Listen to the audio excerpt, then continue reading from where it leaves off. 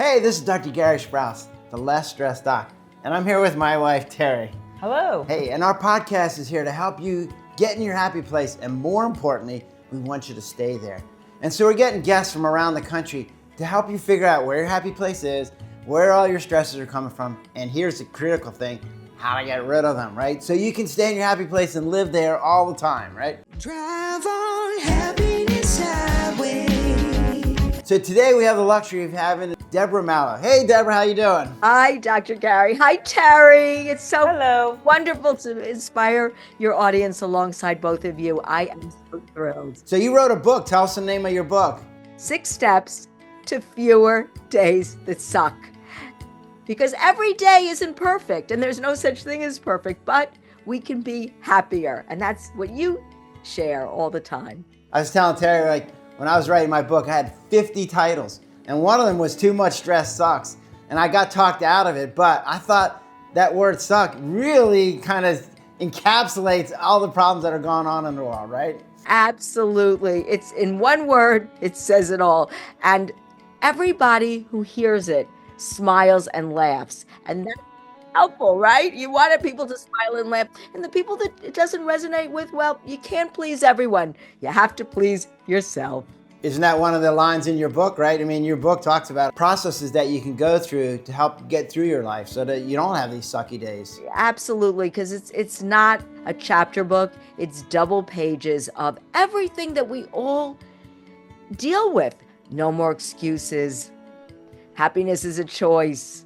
Walk away from negativity. Things like that. And in each double page, it's questions, answers, some solutions, some ideas you can do, snippets of stories about people, just a few lines that actually resonate with the title, because people do extraordinary things. We can do so much more than we think we can. And then at the end of each step, there's a line page and a summary, so you can write takeaway aha moments, because I think it's journaling also, and writing things down helps us remember things that we need to attend or take care of. Now, it's interesting. I talk about writing down because it takes more effort, but you only have to do it once. And it helps focus what you're thinking, because your mind is a really amazing organ, but it kind of scatters things around and it just kind of goes over and over and over. So when you write it down, you have to focus your thoughts, and then you can go back and go, oh yeah, I wrote that yesterday. Yeah, right. Okay, so yeah, writing is important. But most people, particularly nowadays, don't do much of it. So here's what I find. I use my phone. So when I have a thought that goes through my head, I make a note and I put it in my phone, because my phone is with me all times, right? Mm-hmm. It's attached to my underwear, so it's good, right? See, exactly. That's what it is. I tend to write things in short sentences, or not, it's just phrases. And then I put it up on a refrigerator, or I post it on my mirror, or something, so that I can reflect on it, because repetition also is important, right? Yeah, a lot of people think that when you journal, you're having to write the American great novel. And really what you need to do in journaling is just write what you said, Post-it notes. It's just 2 or 3 words, maybe a sentence, but it doesn't have to be the world's greatest novel. It just has to be just some words to remind you of where you were, what you were thinking, and where you need to go from here. Yeah. And that's so true, because I think what happens is people expect so much from themselves, and that's where the procrastination starts. So nobody ever does it, because you think it has to be the great American novel, or it has to be sentences. And the whole thing is to break it down simply for everybody, so we get there, we do the hard work, and then we find ourselves in a happier place. And it's so doable. And I'd love to hear other things you say about it in your book, because it's fascinating to me what you're doing.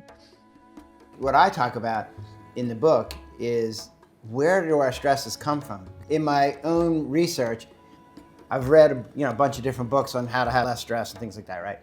Most of the books talk about, hey, here's the top 10 stresses, here's the top 100 stresses, and then they give you sort of generic things to do to get rid of them. I would ask my patients, tell me what worry is, and they would look at me like, oh yeah, I got this.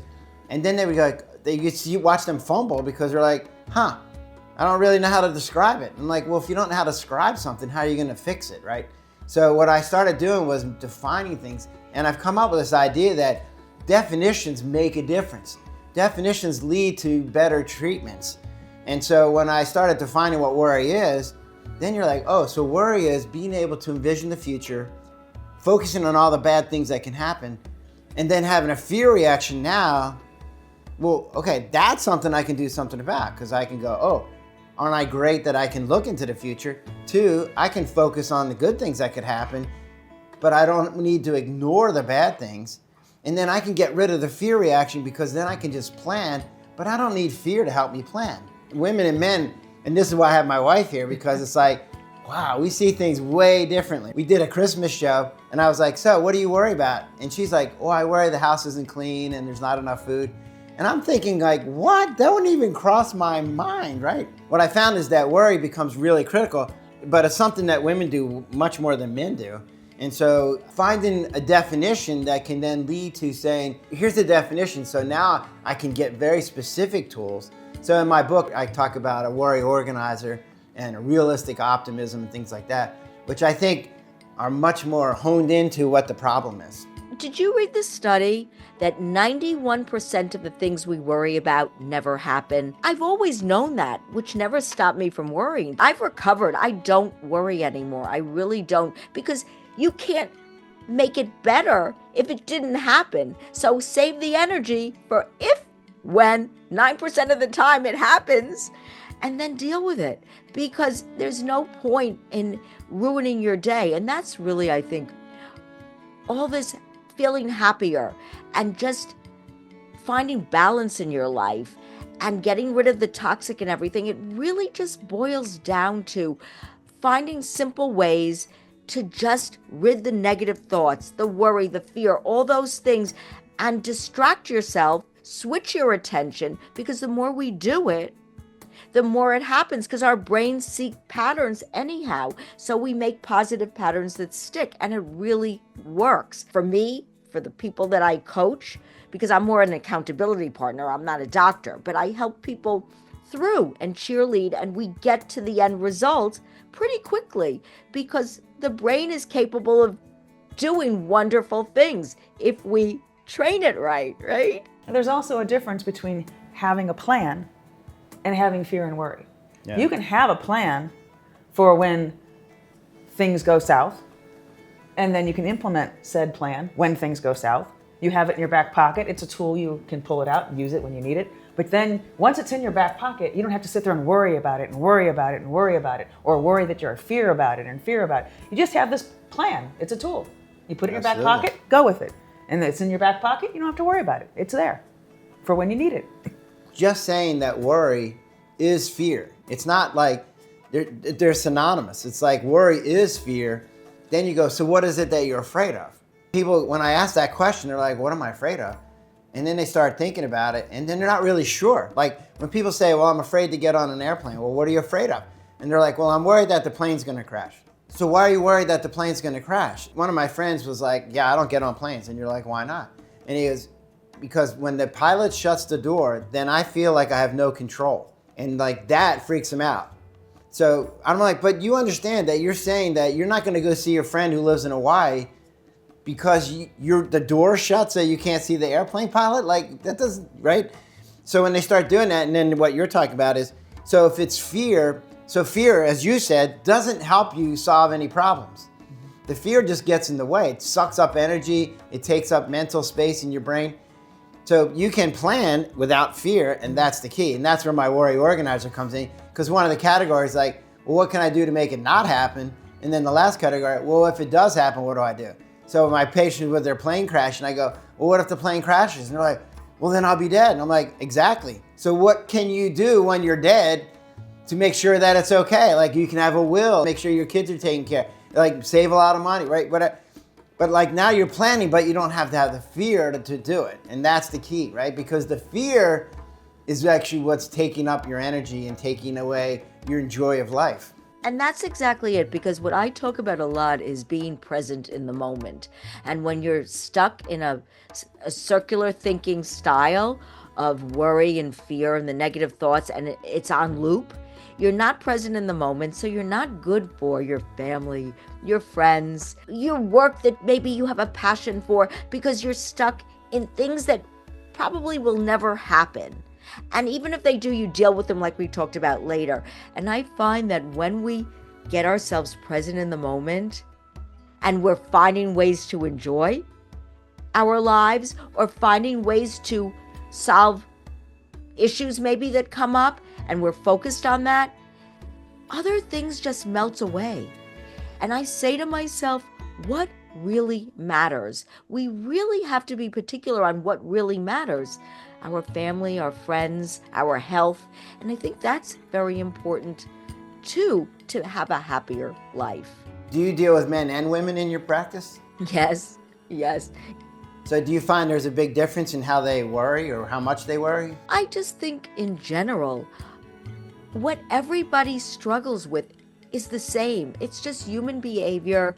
It's the negativity bias that we're stuck with. It's a lot of things that we can overcome. And sometimes it's easier to overcome it with somebody like yourself or somebody like me, or that could be maybe too expensive for some people. So just having a friend that loves you very much and you help each other, because positive people in our lives, a supportive community also lifts us up. We cheerlead each other on. What's so important is self-worth, is valuing ourselves. I always talk about giving ourselves a hug, giving ourselves permission to self-care, not bubble baths and pedicures, but really building confidence, resilience, kindness to ourselves. I talk about being personally considerate, not rude to ourselves, not saying those words, you're stupid, reframing them to say, I like learning something new. Always take that negative thought and quickly flip it around to something positive. And we can train our minds to do that. That's what's so wonderful, right? Humans have this ability to have choice. So we can actually say, hey, my brain is telling me I'm hungry, but I'm not going to eat, which other animals do not have that ability. But it's not easy, right? It's the skill that we have, but we're not that great at it. So it definitely takes assistance. And I think sometimes, and I think what you're implying is, have a friend that you can talk with. I know my wife and I do this a lot, where it's like, we cheerlead each other going, hey, you're doing a good job, you're doing a good job. Because, your brain is heaping in those negative thoughts. So it does take some people from around you to help you stay focused on stay positive. I totally agree. And I think that the first step, really, and that's why in my book it was the first thing, is making the decision that you're going to do it. Because we could think about it and talk about it and change. But once we do it, that sense of accomplishment, and that's where I like to write those short bullets. That's exactly what I talk about. It's like things I want to change, and then check them off. And I post it on the fridge, and it really works. I was a farmer rep for many years, and I wanted to be number one. The number one had to be. I've always been an overachiever since I was 10. But with that comes exhaustion. It came negative thoughts.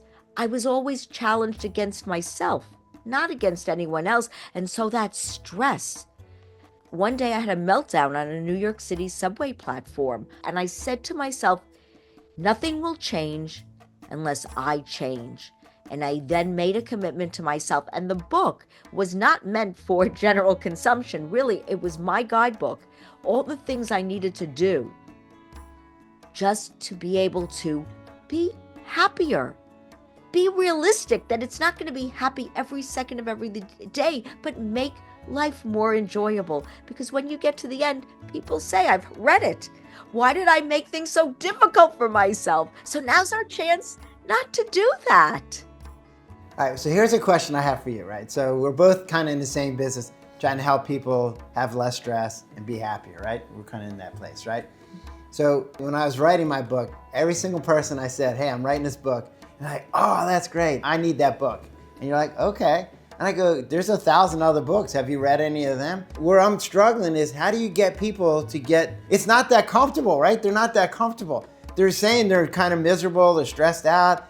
But how do you get them from, okay, I'm stressed out, to actually doing something about it? How do you get them to shift from that, here's where I am, and I don't like it, but I at least know where it is, to like, I don't know where that place is, and I'm not sure I'm gonna like it. I'm not sure people are gonna like me if I change. How do you get them to shift?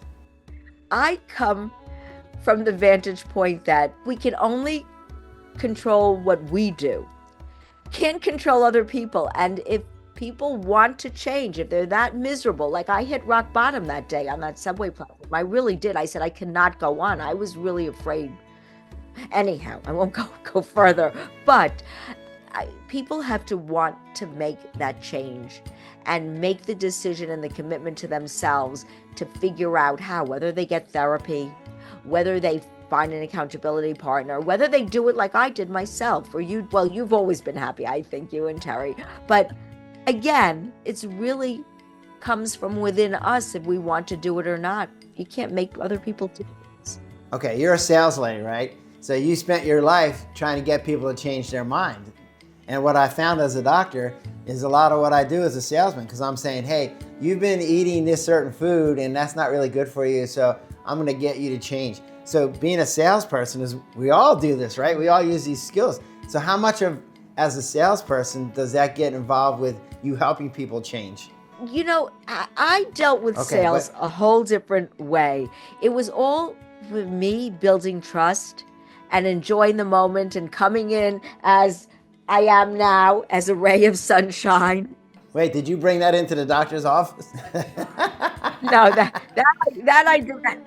That would have been memorable, that's for sure, right? That would have put you top of the mind awareness. It's true, but now that's what I do in what I do now, to pay it forward and help people get unstuck. And I think it helps people more than it would have maybe it would have rubbed the doctors the wrong way. I don't know. You never know. Well, it wouldn't have rubbed me the wrong way, but you're right. I'm not the average doctor. So, see, I would have gone, oh, this is awesome, right? Oh, there's our ray of sunshine. Yeah, right. So. Well, that's what it is. They look forward to me coming because I'm not a salesy person. I am who I am. I'm very authentic. And I came at it, here are the facts. This is what I can share with you. I did everything the right way. I'm that type of person. I'm a very above board. And I shared the information. And then what happened? It became their decision whether they would write the product or not after they heard the comparisons, saw the studies and everything. So it's much the same here. It becomes your choice. You have all the facts. You know you're going to feel better if you do it. But now you have to make the decision. Will you do it or won't you do it? So that's how I come at things. See, I'm not that patient.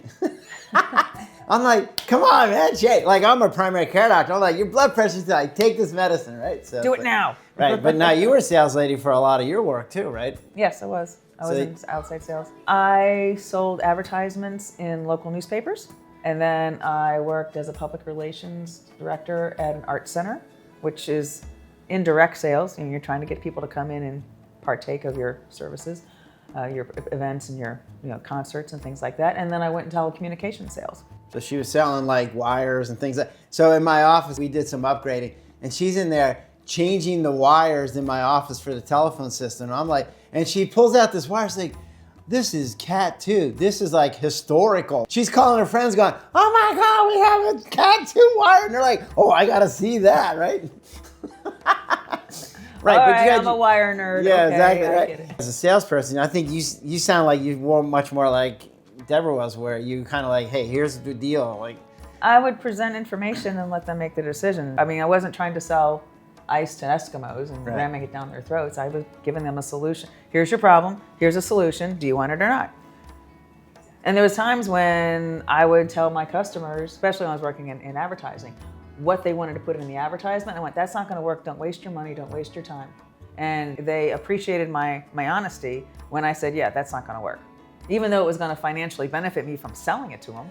I was like, yeah, don't do that. It's building trust, right? Because, and being honest, I love that approach. I really do, because I think you win people over that way and you have long-lasting relationships. tell our listeners how they can find your book. It will be in bookstores and on Amazon very early April 2025, so this year. And you can visit me on my website, The Daily Decisions with an S.com. And if you go to The Daily Decisions with that S.com /inspire, you can join my Positive Energy Club. It's complimentary, which is free. And you can download then 3 worksheets: happiness, worksheet, a motivation worksheet. Actually, it's just check boxes and everything. So it's really simple. You don't have to work hard. And then I have feel-good activities to do as well. So all of it is just reading, responding, and doing and enjoying, because that's what life is about. We need to enjoy more and worry less. And if you send me an email, I'll answer. I always do. Wait, give me a couple of the activities that you can do. My activities are very simple. I'm a walker, I'm a hiker. Get outside, get some vitamin D and some sunshine, and walk. Walking boosts those endorphins, the serotonin and dopamine, makes us feel better, much like exercise. And research shows that it decreases sensitivity to stress, and pain. So get out there, walk, hike, enjoy the outside, because you will feel better. And then other things I like to make, you can do this with a group, a gratitude collage.